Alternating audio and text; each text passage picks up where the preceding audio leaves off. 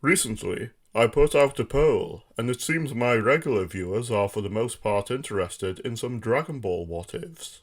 I thank Paper Prince 2 for the request behind this video, being What If 19 and 20 with a Jinzoningen Trunks warned about. For the premise to have them fit the part, I'll say that the turning point is in Gero choosing to keep up research on the Dragon Team, rather than leading any additional data as purely for the spy robot, helping Cell's progress. In finding out about Frieza, Trunks, and the Super Saiyans, Gero decides it's best to change up his plan of making himself into an energy absorption type, just in case Goku and the rest make even more explosive progress, and has 19 make him into an infinite energy type, ending up slightly weaker than 18. This would line up more with Trunks' timeline, as Gero as we know him would likely try and control a dystopia similar to what Baby accomplished, rather than destroy civilization, unless making himself the less controllable infinite energy type he was hesitant to become, as well as the additional pride in the strength, making him not wish to create any that could surpass him, beyond the 3 other infinite energy models in his lab. Yes, 17 and 18 will still be created purely as pieces for Cell's completion, and would never have been activated in Trunks' timeline. The events around South City are roughly the same beyond 19 draining Yamcha's energy this time. When the Dragon Team take on 19 and 20, Gero still lets 19 take on Goku, but with advice to him to drain Goku's energy at the first opportunity, with things otherwise going as they did in the main timeline, until Vegeta arrives and destroys 19.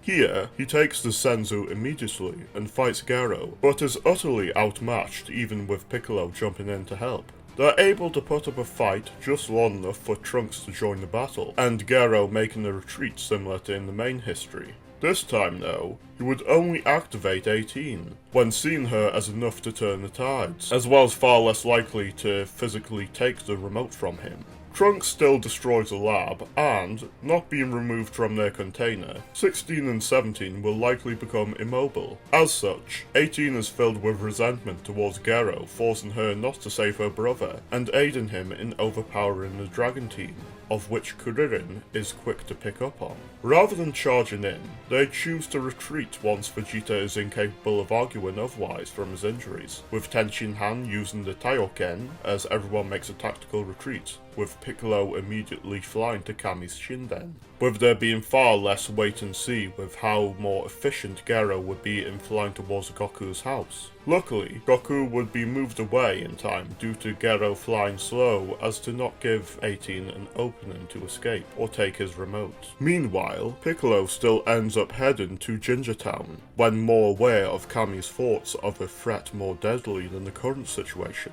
with Piccolo fighting Cell and it going just as usual. Gero would have installed a scouter device in himself, though one more accurate like 16's, and would be aware of the situation, instead choosing to have he and 18 head towards there and observe the situation when detecting a key capable of overpowering them. Being closer than Trunks or Kuririn were, they arrive in time to eavesdrop what Cell is. As a side note, the Trunks of Cell's timeline would have scouted out the lab 19 and 20 used as a base of operations, and waited for a time when they were out to go in, find the remote, and deactivate them after his mother adjusted it. Gero would then deactivate 18 once hearing Cell's monologue, and take her back to his lab once everyone had left Jinzotown, wanting to see the results of his magnum opus. When Kuririn and Trunks enter the underground lab, they are ambushed by Gero, preventing them from destroying the developing Cell. Kuririn would launch a Taioken to help he and Trunks escape, with it becoming apparent they would have to rendezvous with the others. Though known himself to be strong enough to defeat Gero, Piccolo would instead focus on tracking down Cell before he becomes too strong to handle, which would be a better choice for reasons that will soon become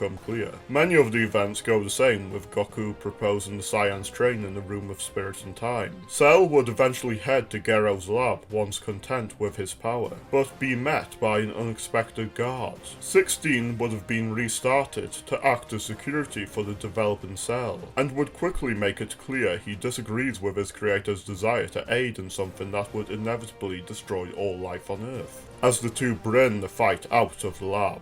This would quickly alert Piccolo and Tenshinhan to head there in desperation to prevent Cell from progressing any further, with Gero being even closer and stopping 16 from continuing the fight, deactivating him and activating 18 only for her to be absorbed by Cell. Tenshinhan would still attempt the Shinki Koho, with Gero narrowly avoiding it once sensing Tenshinhan's rising ki, only to be targeted by Piccolo. However, Gero would be capable of surviving long enough for Cell to assist him and kill Piccolo. Goku would save Tenshinhan as normal and Cell would stop Gero from attacking him. The difference is that with Piccolo's death confirmed, Gohan would be angry enough to become a Super Saiyan, though still stopped from chasing Gero or Cell by Goku's words or actions. As Trunks and Vegeta exit the room and head to Gero's lab, Gero and Cell realize the Shinki Koho ended up destroying the lab along with 17 and 16. Gero tells Cell that not all is lost if he were to steal Trunks' time machine, but Cell has another idea.